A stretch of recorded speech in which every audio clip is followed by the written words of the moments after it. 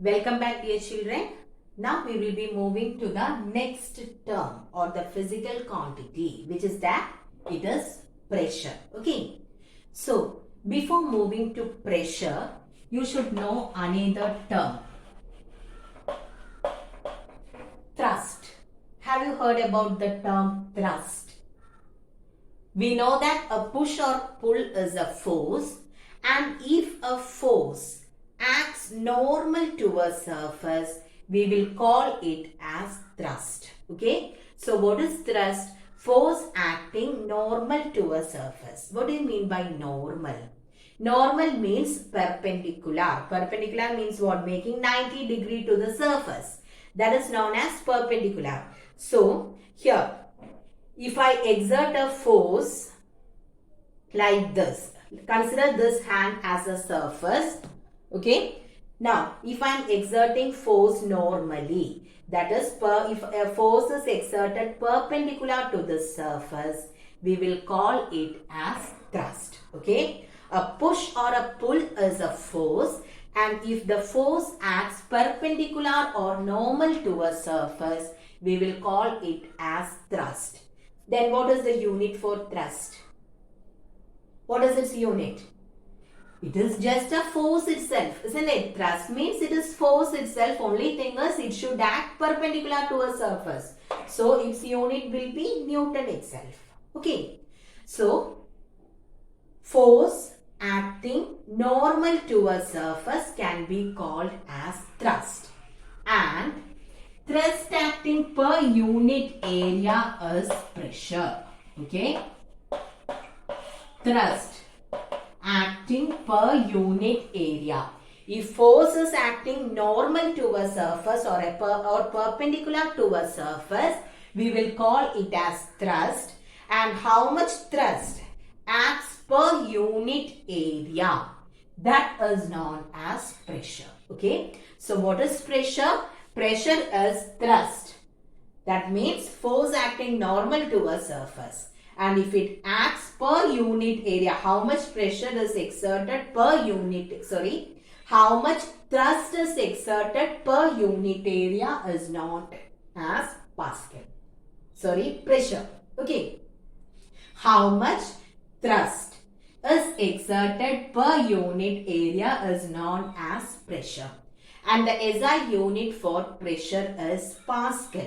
Okay. It is named after the scientist Blaise Pascal. So its SI unit is Pascal.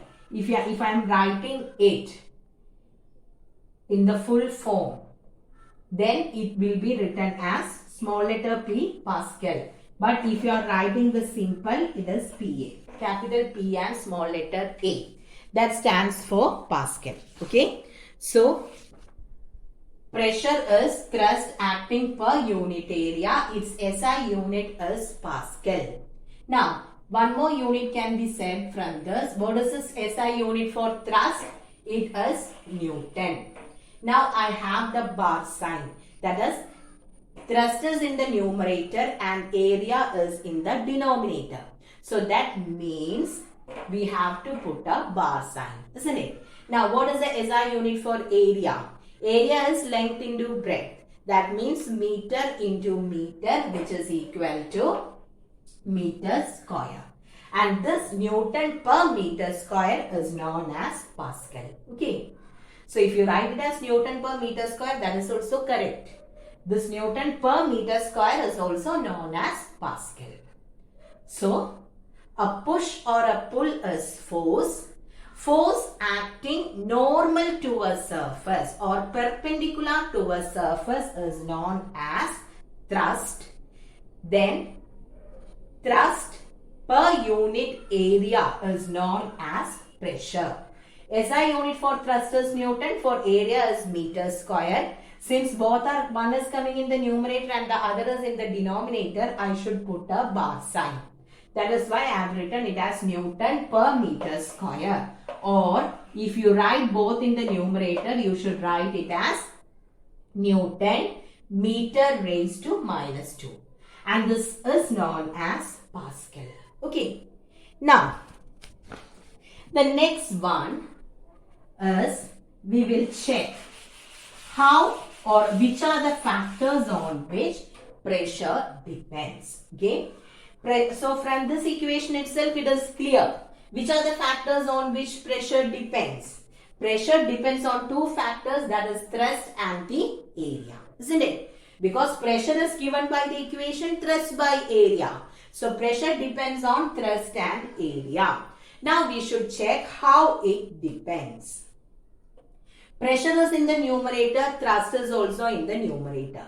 That means you can say that pressure is directly proportional to thrust. What do you mean by directly proportional? I think once I told you what it is. Directly proportional means if one quantity increases, naturally the other quantity also will increase. Here the pressure as well as thrust comes in the numerator. So when thrust increases, what happens to the pressure? Pressure also increases. But when you consider pressure and area, pressure is in the numerator whereas area is in the denominator.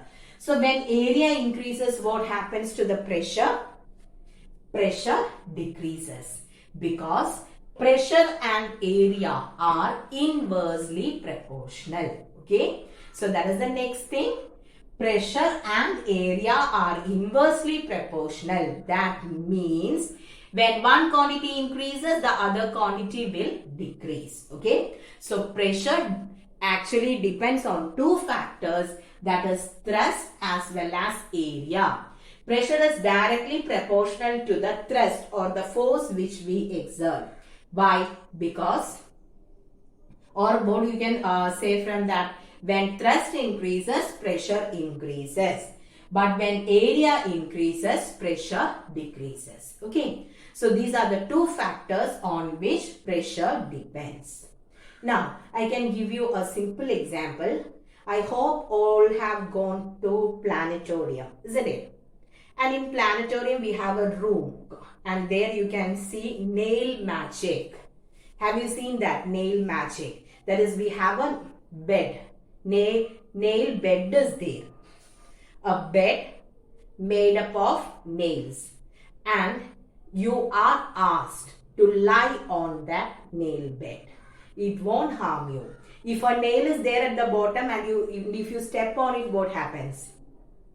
Surely it will harm you, isn't it? But if you lie on a nail bed, no issues will be there. I hope you have gone to the planetarium and have checked that. In that it is written, we are asked to what? Lie on that nail bed, not to stand. So that pointed tip is facing in the upward direction and you can lie on that nail bed. It won't cause any harm. So what is the reason there? Usually if you step on a nail, it will make a hole on your foot, isn't it? And it can harm you. But in the case of the nail bed, you can lie. So what is the reason there? When you are lying on the nail bed, the area of contact is more. That is, the entire portion of the body is in contact with the nail bed. If area increases, the pressure will be less. Okay. So, since the area of contact is more, pressure exerted will be less and it won't cause any harm to you. But instead of that, if you step on it, what happens? Only a small portion will be in contact, isn't it? So if only a small portion is there in contact, means what happens there? Area of contact is less. If area is less, pressure exerted will be more and it can cause harm to you. Okay. So this is also an important concept and many things in our day-to-day life can be explained on the basis of this. So only thing what you have to keep in mind is, if area increases, pressure decreases. If area decreases, pressure increases. Okay. So with that, we can explain many things. When you are coming in bus, if a lady with a heeled chappal stands on your foot, what happens? it can harm you much, isn't it? If it is a pointed heel, if someone stamp you with a pointed heel, the harm caused will be, or the wound will be more than a normal chappal. Why? If it is a normal chappal, the area of contact is more, so the pressure exerted will be less. It won't cause much harm. But instead of that, if it is a pointed heel, area of contact is very less. That means the pressure exerted will be so high. Okay. Now, based on this concept, we have many advantages as well as disadvantages. So, we will go through that. So, in few cases, we have to decrease the pressure. We will check which are they. Okay. So, our equation is pressure is equal to thrust by area. So, in many cases, we will be increasing the area in order to decrease the pressure. Okay. So, in few cases, we need just less pressure. So, in those cases, usually what we will do, if you want to reduce pressure, we will increase the area of contact. So, many examples are there. The first one, usually when you take a car, we will be having only 4 wheels, isn't it? But when you are considering heavy vehicles, that is when you are considering a truck or huge lorries and all, which are used to transport huge loads, how many wheels will be there? It will be having nearly 10 or 16 wheels. Have you noticed that in huge trucks and all, it is not moving with 4 or 6 wheels. 10 or 16 wheels will be there for huge vehicles which carry heavy load. Do you know what is the reason? If only 4 wheels are there, the area of contact between the wheel and the road will be less. So, if the area is less, pressure exerted will be more, and what happens? It can cause cracks on the road. But if more number of wheels are there, the area of contact will be more. If the area of contact is more, pressure exerted will be less. So, the vehicle can move easily through the road. Okay. Else, what happens? It will sink there. Okay. Then, another example, in the case of military army tanks and all. Have you noticed the army tanks? They are having caterpillar wheels. Do you know what are caterpillar wheels? That is, the entire wheel will be surrounded by another strip. Okay, that is caterpillar wheel. So, what is the reason? These tanks are also so heavy. So, when it moves through the road, it can damage the road. So, if it is a caterpillar wheel, a large portion will be, that is area, more area will be in contact with the ground. So, what happens? The pressure exerted will be less. Okay. So, in order to decrease the pressure, we are having caterpillar wheels in the case of huge tanks. Then, many wheels are there for the trucks or the vehicles which carry heavy load. Now, another one. What about your school bags? What about the strap of the school bag? You are having wide straps for the school bag, isn't it? Why? If the straps are thin and if you carry many books, what happens? Area of contact of the strap with your bag is less, means the pressure exerted will be more and it can cause more harm on your back. That is why anyway the children will be carrying many books, isn't it? So the weight will be more. So in bags we will be having what? Big straps are there. Okay, the thickness of the straps will be more. So what happens? The area of contact of the strap with the back of our body will be more. If the area of contact is more, pressure exerted will be less. So it won't cause much harm on your back. Now, skis are also made flat. What are skis? S-K-I-E-S. Skis or skies. You can call it as skies or skis. It will be actually broad. The reason is, do you know where are they used? These skis or skies are used in order to move through snow. Okay, to move through snow, we are using these skis or skies. And here, when people are moving through the snow, if the area is less, pressure exerted will be more and they cannot move easily through the snow. It gets sink. So to avoid that, these skis are made broad, okay, so that people can move easily through snow. If the area is more, pressure exerted will be less, so they can move easily. Okay. Now, the another one is in the case of high-rise buildings. If you are taking flats and all, in the case of high-rise buildings, the foundations will be made thicker. Okay. So why? If the foundations are not made thicker, the area of contact will be less. So the pressure exerted on the ground will be more and the building can collapse. Okay. So in order to avoid that, in the case of huge high-rise buildings, we will be having a wide foundation. If the foundation is wide, means area of contact of the foundation with the ground will be more. So if the area is more, then the pressure exerted will be less. So it won't cause much harm. Then you can, in nature itself, we have many examples for that. What about the legs of the elephant? It is having what? Here the thick legs are there. So the weight of the elephant is so high. The width is more. So area of contact is more. Since the area of contact is more, the pressure exerted will be less. That is why it can move smooth. Then in the case of camels, where are the camels actually moving? It is moving in desert region. That is, it is moving on sand. Okay. So, have you noticed the foot of camels? It is having a broad feet.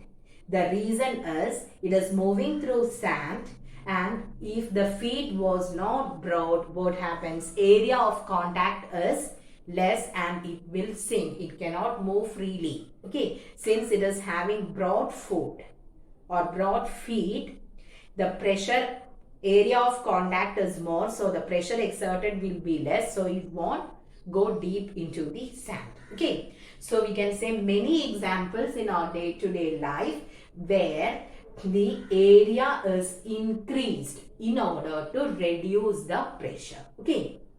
So I hope it is clear for you. In the case of school bags, skis, then we have the high-rise buildings. Then again, what did we say about the pointed heel, army tanks, then the vehicles which carry load in all these cases. Okay, now we will move to the reverse part. That is, in few cases, the area is made less in order to increase the pressure. In few cases, we need more pressure. How can you increase pressure? By reducing the area. So, can you give an example for that? The common thing which we use in our kitchen, knife, isn't it? So, in the case of knife, we are having a sharp end and a blunt end. Which part is used in order to cut the vegetables and other things? We are using the thin part, isn't it? Why? Because area is less. If the area is less, what happens? The pressure exerted will be more. So, if the sharpness of the knife is less, usually what your mother will do? She will just rub it on a stone. Have you noticed that? So, when you are rubbing, that end portion will become thin. If it becomes thin, area is less, so the pressure exerted will be more. Then similarly in the case of pins, nails, in all these cases, one head portion will be there and the tail portion, and that tail portion will be made thin. Why? It is made thin because if the area is less, the pressure exerted will be more, so that the nail or the nail can pierce easily into the wall. Then in the case of pins, you can easily put it somewhere because if it is thin, if the tip is thin, it can easily pierce into objects. Then another one about the syringe, in the needle used in the syringe. It is thin, isn't it? And it is sharpened. One end is too sharpened. Why? Since the area is less, it can easily go into our body. Okay. So in all these cases, area is made less in order to increase the pressure. Okay. So we have both the applications. In few cases we need more pressure. In few cases we need just less pressure. So by increasing the area, you can reduce the pressure, and by decreasing the area, you can increase the pressure. Okay. So many examples are there. Then another one in the case of bullets. Have you seen that sharpened part in a bullet? So why? Since it is sharpened, it can pierce into the object easily. Okay. So where you need more pressure, just reduce the area. Where you need less pressure, just increase the area. So hope it is clear for you. So we have discussed about thrust, force acting normal to a surface, and thrust acting per unit area is pressure. Thrust by area, its unit is Newton per meter square, which is also known as Pascal. Then pressure depends on two factors, directly proportional to the thrust and inversely proportional to the area. By increasing the thrust, you can increase the pressure, because thrust and pressure are directly proportional. If you reduce the force, if I exert a small force, only small pressure will be there. If I exert more force, more pressure will be there, because they are directly proportional. But area and pressure are inversely proportional. If you increase the area, pressure will decrease. If you decrease the area, pressure will increase. Okay. So I hope it is clear for you. You can go through all these examples. Give reason questions can come from this part. Okay. Now about the homework. Please take page number 45. Answer in brief. Question number 1, 2, 3, 4, 5, 6. Okay. 6 question answers are there, which is given under the heading answer in brief. Question number 1, 2, 3, 4, 5 and 6. Just one word question answers. Okay, no need to explain or write the entire paragraph given under those examples. Just write only the answer. Why is the edge of a cutting instrument sharpened? So what you will write? If the area decreases, pressure increases. We need just the point alone. Okay, don't write the entire paragraph given in your textbook. So first 6 questions from the under the heading answer in brief. Then answer in detail. Question number 1, 2, 3, 4, 5, 6. Okay, there are also 6 questions. So total 12 question answers are there. And in answer in detail, explain the turning effect of force. You can write what is moment of force. Just give an example. Then distinguish between thrust and pressure. Write the definition for thrust and pressure, plus write their equation and unit. Okay. Then how can we increase and decrease the pressure? So what can you say? By increasing the thrust or decreasing the area, you can increase the pressure. Please write those 2 points. By increasing the thrust or decreasing the area, pressure can be increased. By decreasing the thrust and increasing the area, pressure can be decreased. So write both those points. Then other questions, just one sentence based on the relation connecting pressure and area. So complete the notes, send it on time, study the portions before the Google Meet. Okay. So thank you children.